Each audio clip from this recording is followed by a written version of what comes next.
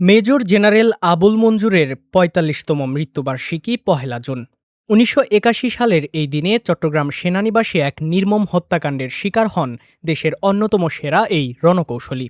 Major general মঞ্জুর ছিলেন একাধারে অকুতোভয় বীর মুক্তিযোদ্ধা এবং অন্যদিকে স্বাধীন বাংলাদেশের সমর ইতিহাসের অন্যতম সেরা মাস্টারমাইন্ড। ১৯৭১ সালে পাকিস্তান সেনাবাহিনীর আর্টিলারি রেজিমেন্টের গুরুত্বপূর্ণ পদ ছেড়ে সপরিবারে পালিয়ে এসে তিনি মুক্তিযুদ্ধে যোগ দেন।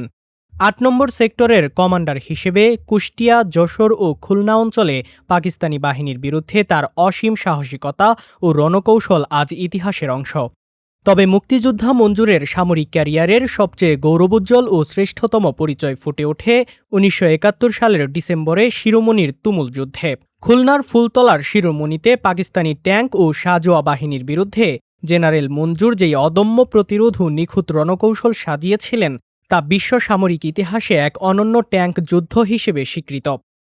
নিজের জীবনের ঝুঁকি নিয়ে সম্মুখ সমরে নেতৃত্ব দিয়ে তিনি শিরোমণিতে পাকিস্তানি বাহিনীকে পঙ্গু করে দেন এবং খুলনাকে শত্রুমুক্ত করেন।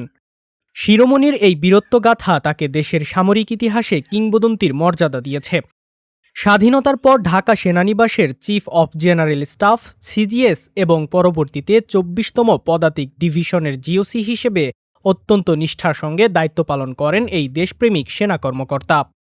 কিন্তু ১৯৮০ দশকের রাজনৈতিক অস্থিরতা ও তৎকালীন রাষ্ট্রপতি জিয়াউর রহমানের হত্যাকাণ্ডের এক রহস্যময় ও বিতর্কিত পটভূমিতে ১ জুন রাতে তাকে সেনানিবাসের ভেতরে গুলি করে হত্যা করা হয়।